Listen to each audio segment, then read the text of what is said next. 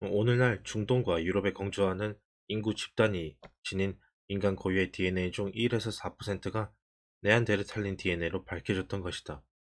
이것은 비록 많은 양은 아니지만 중대한 의미가 있다. 그로부터 몇 개월 뒤 두 번째 충격적인 사건이 있었다. 과학자들이 2008년 시베리아 알타이 산맥의 데니소바 동굴에서 발견한 손가락 뼈에서 추출한 DNA로 유전자 기도를 만들었는데 그 결과 현대 멜라네시아인과 호주 원주민의 인간 고유 DNA 중 최대 6%가 데니소바인의 DNA인 것으로 나타났다. 이런 결과가 유효하다면 이런 결론을 강화하거나 수정할 가능성이 있는 추가 연구가 진행 중이라는 사실을 염두에 두는 것이 중요하다. 최소한 교배 이론에 뭔가 근거가 있다는 뜻이 된다. 하지만 그렇다고 교체 이론이 완전히 틀린 것은 아니다. 네안데르탈린과 데니소바인은 오늘날 우리의 게놈의 아주 작은 양만 기여했기 때문에 사피엔스와 다른 인간종의 합병을 이야기하기는 불가능하다. 이들 간의 차이가 번식 가능한 성관계를 완전히 차단할 정도로 크지는 않았다고 해도 그런 접촉을 매우 드물게 만들 정도이기는 했다. 그러면 우리는 사피엔스, 네안데르탈린, 데니소바인의 생물학적 연관성을 어떻게 이해해야 할까? 이들이 말과 당나귀처럼 완전히 다른 종이 아닌 것은 분명하다. 하지만 불도그와 스페니얼처럼 동일종의 각기 다른 집단에 불과한 것은 아니다. 생물학적 실체는 흑과 백이 아니다. 회색, 회색 지네들도 중요하다. 예컨대 말과 당나귀처럼 하나의 공통조상에서 진화한 두 종이라면 다들 어느 시기에는 불도그와 스페니얼처럼 같은 종의 두 집단이었다. 그러다가 두 집단이 이미 확연히 달라진 시점, 그러면서도 드물게 서로 성관계를 해서 번식 가능한 후손을 낳을 수 있는 시점이 있었을 것이다. 그 후 또 다른 돌연변이가 일어나서 최후의 연결선을 끊어졌고 집단들은 각기 다른 진화적 영역을 밟게 되었다. 이 사피엔스와 네안데르탈린, 데니소바인은 약 5만 년 전 이런 경계선에 섰던 것 같다. 그들은 완전히 다른 종은 아니지만 대체로 별개의 종이었다. 이 다음 장에서 살펴보듯 사피엔스와 네안데르탈린, 데니소바인은 유전 부호나 신체 특징만 달랐던 것이 아니라 인지 능력, 사회적 능력에서도 차이가 났다. 하지만 사피엔스와 네안데르탈린이 번식 가능한 후손을 낳는 일이 드물게나마 여전히 가능했던 것으로 보인다. 따라서 이들 집단이 합병한 것은 아니고 일부 운 좋은 네안데르탈린의 유전자가 사피엔스 특급에 편승한 것이었다. 우리 사피엔스가 과거 언젠가 다른 종의 동물과 성관계를 하고 아이를 낳을 수 있었다는 생각은 심란하다. 그러나 한편 짜릿하기도 하다. 응? 네안데르탈린과 데니소바인이 사피엔스에 합병된 것이 아니라면 이들이 사라진 이유는 무엇일까?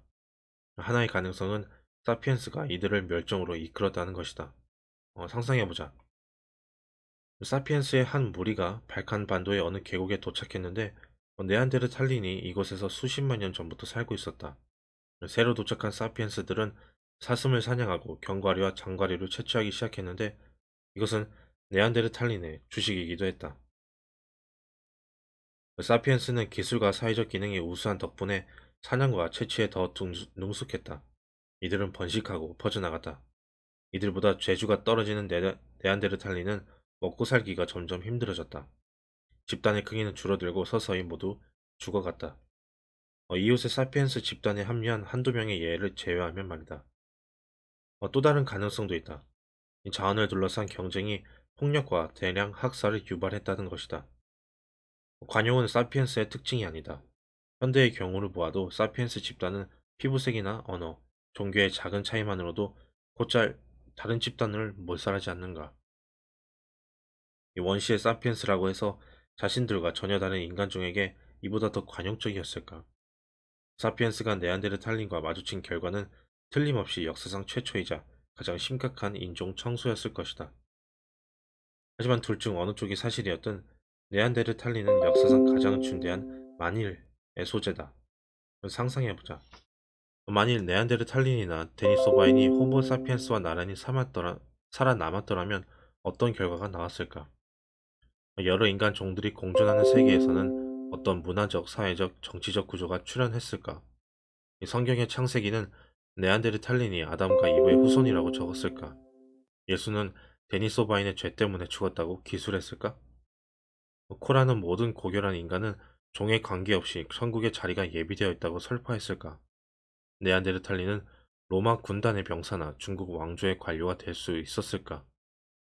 미국 독립선언문에는 호모 속의 모든 구성원은 평등하게 창조되었다는 사실이 자명한 진리라고 적혀 있었을까? 이 카를 마르크스는 모든 종의 노동자는 단결하라 고 촉구했을까? 그렇지만 1만 년간 호모사피엔스는 유일한 인간종이었다. 우리는 이 사실에 너무 익숙해진 나머지 다른 가능성을 그려보기가 어렵다. 우리는 형제 자매감 없는 탓에 스스로가 창조의 최고 샘플이며 우리와 나머지 동물계 사이에는 깊은 간극이 있다고 상상하기 쉽다. 그래서 찰스 다윈이 호모사피엔스는 동물의 한 종류에 불과하다고 암시하자 사람들은 격분했다. 심지어 오늘날에도 받아들이지 않는 사람이 많다. 만약 네안데르탈린이 살아남았다면 그래도 우리는 스스로를 다른 종과 동떨어진 존재라고 인식할까? 어쩌면 우리 조상들이 네안데르탈린을 전멸시킨 이유가 바로 이것인지 모른다. 그들이 우리가 무시하기에는 너무 친숙하고 관용하기에는 너무 달랐다는 것. 사피엔스의 탓이든 아니든 사피엔스가 새로운 지역에 도착하자마자 그곳의 토착 인류가 멸종했다는 것은 사실이다. 이 호모 솔로엔시스의 마지막 흔적은 약 5만 년 전으로 거슬러 올라간다. 호모 데니소바는 그 직후 사라졌다. 네안데르탈린은 약 3만 년 전 증발했다. 플로레스 제도의 난쟁이 비슷한 인류는 약 12,000년 전 사라졌다. 그들은 약간의 뼈와 석기 그리고 우리 DNA에 약간의 유전자를 남겼다. 그리고 해결되지 않은 문제를 수없이 남겼다. 그들은 또한 우리를 최후의 인간종인 호모사피엔스를 뒤에 남겼다. 이 사피엔스의 성공 비결은 무엇이었을까? 우리는 어떻게 생태적으로 전혀 다른 오지의 서식지에 그처럼 빠르게 정착할 수 있었을까? 우리는 어떤 방법으로 다른 인간종들을 망각성으로 밀어 넣었을까?